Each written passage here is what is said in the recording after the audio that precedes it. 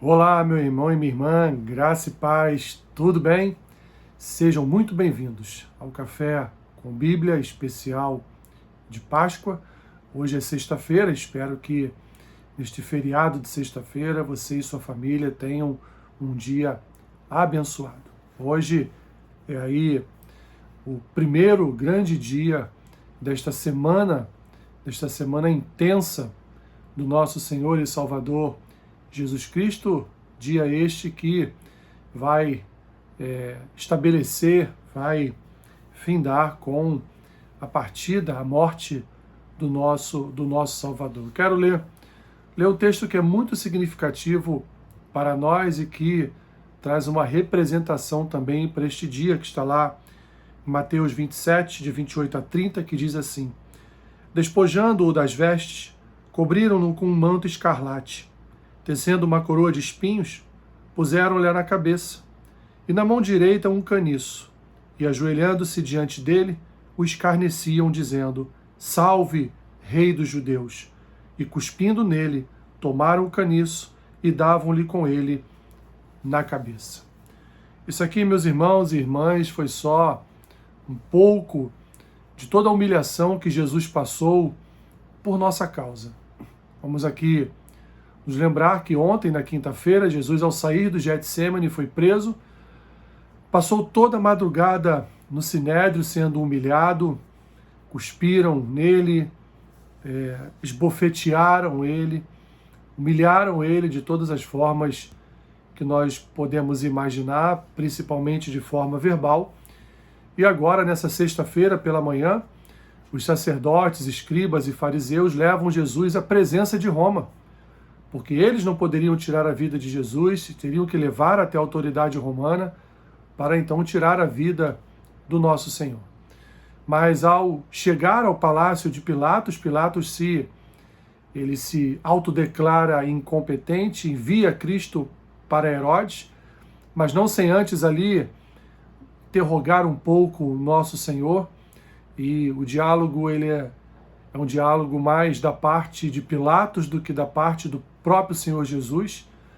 Então, ao chegar em Herodes também não quer colocar a sua mão nessa cumbuca e devolve Jesus a Pilatos. Pilatos passa boas horas do dia tentando convencer os judeus a não ceifar a vida de Jesus, porque Pilatos olha para Jesus e vê em Jesus um homem inocente. Talvez os romanos já tivessem reconhecendo em Cristo aquilo que os próprios judeus não reconheciam.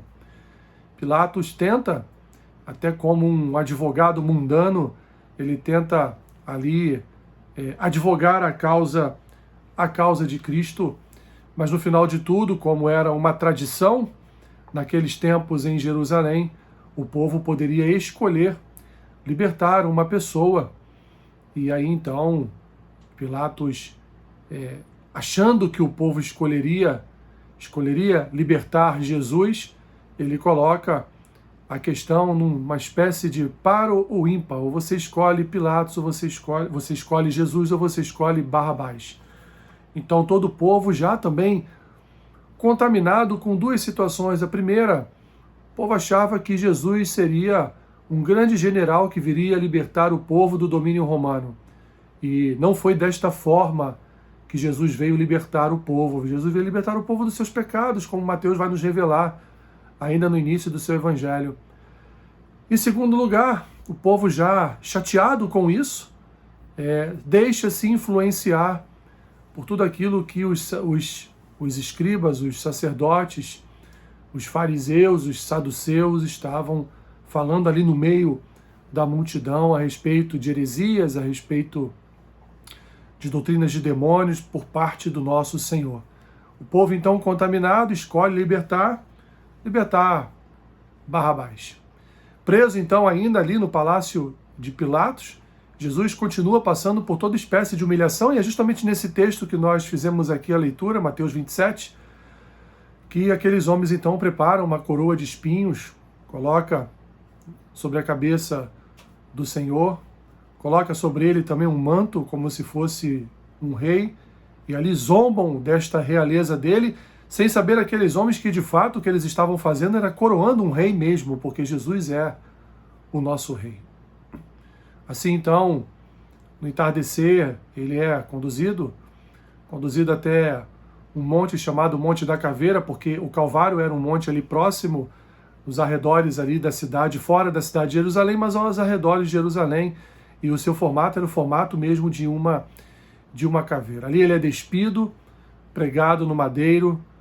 Quando a cruz sobe, todo o peso do seu corpo fica ali sobre os pregos que foram pregados em seu pulso e também ali em seus pés.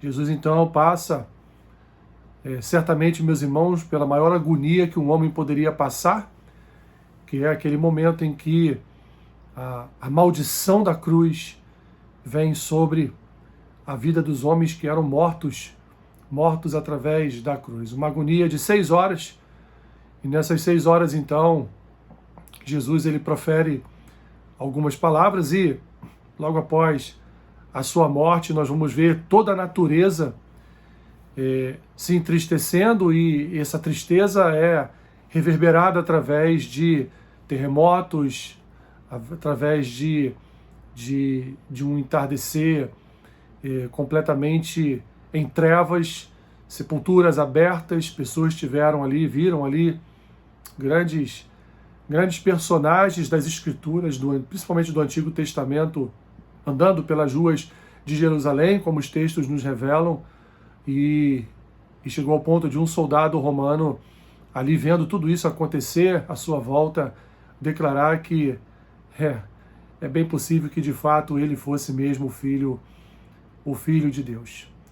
José de Arimateia, ele cede um túmulo familiar preparado para ele e sua família, cede então aquele túmulo. Jesus é colocado dentro daquele túmulo, e ali então Maria Madalena e uma outra Maria ficam à porta do túmulo, mas também é posto à porta do túmulo soldados romanos, porque os sacerdotes tinham medo de que roubassem o corpo de Cristo e o tornassem um ícone, o tornassem, portanto, um mártir ali do povo, e eles não queriam mais ouvir falar a respeito daquele Jesus, Messias, profeta, Deus encarnado, Emanuel, enviado por Deus para salvar o seu povo dos seus pecados. Assim termina, meu irmão e minha irmã, essa sexta-feira, que ao mesmo tempo é uma tragédia, pois um inocente foi morto, crucificado, teve sua vida ceifada diante de uma justiça falha, que é a dos homens, diante de uma injustiça cometida talvez aí por inveja daqueles homens, por não serem como Cristo era, e também, evidentemente, por uma ação maligna de Satanás. No meio disso tudo, há um homem que se arrepende do que ele fez. Judas. Judas se arrepende, procura aqueles homens de volta, procura novamente aqueles homens, devolve aquelas 30 moedas de prata, mas os homens zombam dele. E ele então vai embora aí, ao invés de procurar o Senhor Jesus para lhe pedir o perdão por tão grande traição, ele então toma a sua própria decisão de ceifar a sua vida por seu desespero, sabendo que traiu o Senhor, traiu o Messias, traiu aquele que veio cumprir toda a promessa profetizada no Antigo Testamento. Aquele que de fato veio cumprir o que nós não poderíamos jamais cumprir, isso provado durante toda a história do Antigo Testamento, que é a própria Escritura. Ele veio, cumpriu a Escritura, foi o sacrifício vicário para nos salvar, para salvar, repito, como diz Mateus no início do seu Evangelho, salvar o seu povo dos seus pecados.